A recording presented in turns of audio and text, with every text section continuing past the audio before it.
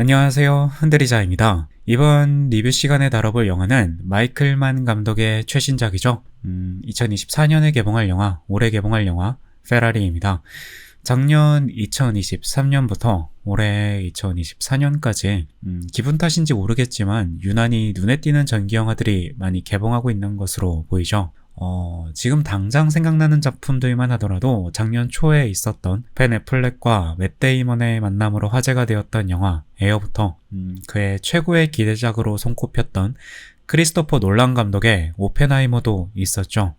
이는 한국 영화계에서 12월 한 달간 개봉한 영화에 국한해 보더라도 12.12 사태를 다룬 영화였던 서울의 봄 같은 작품, 그리고 비교적 최근이라고 말할 수 있는 김한민 감독의 노량도 전기 영화에 포함될 텐데요. 올해 초에도 그 흐름은 이어져서 영화 페라리가 해외에서 먼저 개봉을 시작했고 저는 최근에 호주에서 이 작품을 보게 됐습니다.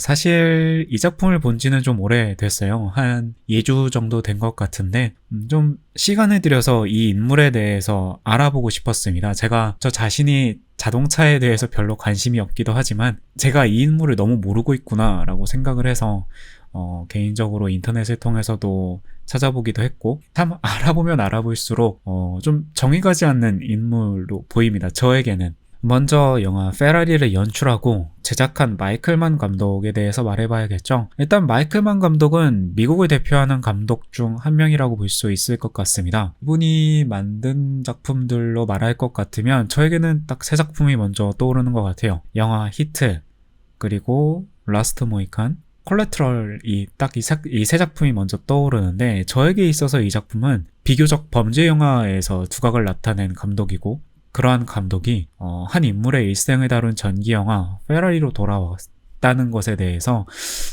제 입장에서는 굉장히 기대하고 있었던 영화 중 한 편이었습니다. 저는 영화관에 찾아서 마이클 만 감독이 일단 레이싱 영화를 만들었다라는 것에 대해서 놀랐고요. 영화에 대해서 저는 자세한 정보가 없었기 때문에 레이싱 영화라고 봤습니다. 그리고 그런 영화를 애덤 드라이버하고 같이 만들었어? 라고 생각하고, 일단 영화에 대한 자세한 정보는 없는 상태에서 이번 영화를 봐서 그런지 좀 당혹스러웠습니다. 사실 이번 작품을 보기 전까지 제가 생각했던 작품은 제임스 맨골드 감독이 만들었던, 제 입장에선 걸작이라고 보이는 2019년도에 개봉한 영화 포드 대 페라리를 생각했었거든요. 그런데 이번 작품을 보고 떠오른 작품은 오히려 최근에 개봉한 리들리 스콧 감독의 나폴레옹과 애덤 드라이브가 출연했던 전작 중 한 편인 노아 바움백 감독이 만든 결혼 이야기였습니다. 위에 언급한 작품들을 보신 분들은 미리 감을 잡으셨을 것 같은데, 이 영화 페라리는 호쾌하게 트랙 위를 달리는 레이싱 경주를 보여주는 것이 아닌 인생에서 브레이크가 빠져 엑셀만을 밟을 수밖에 없는 엔초 페라리의 일생 중 가장 어려운 커브를 도는 순간인 1957년도 단 몇 개월 만에 포착해 영화 속에 담아 보여주는 것 같았거든요. 그렇다면 1957년도 엔초 페라리에게 무슨 일이 있었는지부터 알아야겠죠. 이 부분은 영화 스포가 될 수도 있겠지만 인터넷 서치 조금만 하시면은 이 인물에 대해서 아실 수 있는 게 너무나도 많기 때문에 스포가 아니라고 생각하고 말씀드리겠습니다. 영화 페라리 속에서 엔초는 크게 두 가지 어려움에 빠져 있는 것으로 보입니다. 첫 번째로는 먼저 본인의 이름을 딴 자동차 회사인 페라리가 경제적인 어려움에 빠져 있는 거겠죠. 현재 기준으로 봤을 때 자동차 업계에서 위대한 제국을 건설한 페라리는 1957년도 당시 시대를 앞서가는 자동차, 그 중에서도 시대를 앞서가는 레이싱카를 만들었고, 그에 따르는 막대한 양의 재정을 쓰다 보니 수입보다 지출이 훨씬 많아지게 됩니다. 당시 페라리가 언제 도산할지 모르는 상태까지 내몰린 상황이었고, 두 번째로는 엔초의 개인적인 가족사로 보입니다. 그의 아내인 로라 페라리와의 사이에서 낳은 아들 디노가 병으로 56년에, 이 영화의 기준이 57년인데 그 작년이죠. 56년에 사망한 후 엔초는 내생은 하진 않지만 감정적으로 그리고 심리적으로 상당히 어려운 상황에 처해 있고요. 아내인 로라는 아들의 죽음으로 인해 완전히 마음이 무너져버린 상태입니다. 이런 상태에서 아내인 로라 모르게 엔초는 2차 세계대전 당시에 만난 리나 라디라는 여성과 혼외 자식인 아들 피에르를 둔 상태였고, 디노를 잃은 슬픔과 빈자리를 엔초 페라리는 혼외 자식인 피에르로부터 회복하고 있는 상태였죠.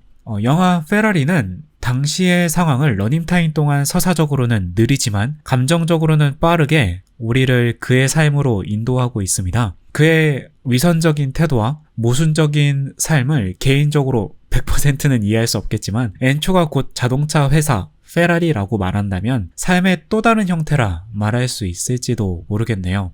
이런 모순적인 인물인 엔초를 애덤 드라이버는 역시 기대를 실망시키지 않는 연기를 보여주죠. 이번 작품에서 그는 백발을 멋들어지게 올리고 대부분 검은 선글라스를 쓰고 나오는데요. 그 선글라스는 그의 눈을 가려서 가뜩이나 딱딱해 보이는 엔초가 영혼을 레이싱이라는 악마에게 팔아버린 인형처럼 보이게 만들었고, 이러한 연기는 그가 공적으로 사람들을 만날 때와 개인적으로 가족을 만나 감정을 표현할 때를 더욱 극적으로 만들었다고 보입니다. 특히 엔초가 영화 속에서 가장 따뜻한 모습을 보여줄 때가 다른 누구도 아닌 바로 아들들인 디노와 피에르를 만날 때인데요. 디노를 보러 그의 무덤으로 가 그를 그리워하고 또 추억하면서 유일하게 영화 속에서 보여주는 초가 눈물을 흘리는 장면이라든지 피에르가 함께 있을 때 보여주는 그의 다정다감한 모습은 엔초의 마음 한켠에 남아있는 작은 감정의 조각이라고 보이죠. 엔초가 엑셀만 밟고 있는 자동차라 한다면 현재의 삶의 브레이크를 밟고 있는 인물은 페넬로페 크루즈가 연기한 로라 페라리로 보입니다. 이번 영화 속에서 페넬로페 크루즈는 언제 무너질지 모르는 어머니, 그리고 엔초의 행실에 분노하는 아내를 연기하고 있는데요. 사실 이 영화는 엔초와 로라의 영화이고 죽음과 슬픔의 영화인데, 영화 페라리 속에서 바로 그 슬픔 그리고 아들을 상실한 애도를 담당하고 있는 캐릭터가 바로 그 로라죠. 배우 페넬로페 크루즈는 함께 출연하는 애덤 드라이버의 존재감을 완전히 지워버릴 정도로 압도적인 연기를 보여주고 있었습니다. 영화 속에서. 그로 인해 영화 속에서 감정적으로 서로 마주보고 달려야 하는 두 여인이 페넬로페 크루즈의 독주로 보이는 아쉬움은 러닝타임 내내 남았던 아쉬움이라고 말씀드릴 수 있을 것 같습니다. 앞서 말씀드렸듯이 영화는 전체적으로 죽음과 애도의 분위기가 짓누르고 있는 영화로 보입니다. 이러한 분위기는 엔초의 가족사를 이야기하는 동안만이 아닌 그가 밀레 밀리아를 준비하는 동안에도 이어지는데요. 지금도 물론 레이싱 경주는 레이서의 죽음을 담보로 하는 평균 300km로 달린다고 하는데 맥시멈 380km라고 나와 있더라고요. 그러한 어마무시한 속도로 달리는 짜릿한 경주이지만 1957년 당시의 레이싱은 레이서들의 죽음이 일상 다반사가 되어 있는 매우 위험한 스포츠라는 것이 영화 속에서도 잘 나오고 있죠. 죽음을 확인할 수 있는 레이서만 2명이 되고 그 외에도 수많은 레이서들이 사망을 하게 되는데, 그럼에도 불구하고 엔초는 자신의 팀에 소속되어 있는 레이서들에게 명예를 위해 브레이크는 가장 나중에 밟는 거다라는 말과 함께 끊임없는 경쟁을 부추깁니다. 이 경쟁으로 인해 영화 속에서 가장 중요한 대회로 언급되고 있는 앞서 말씀드린 이탈리아에서 개최된 밀레 밀리아라는 레이싱 경주에서의 대참사가 벌어지게 되는 단초를 제공하기도 하죠. 밀레 밀리아라는 대회는 이탈리아의 도심을 질주하는 레이싱 경주인데, 대회가 개최된 1927년에서 57년 동안 56명의 사망자를 낸 악명 높은 대회였는데요.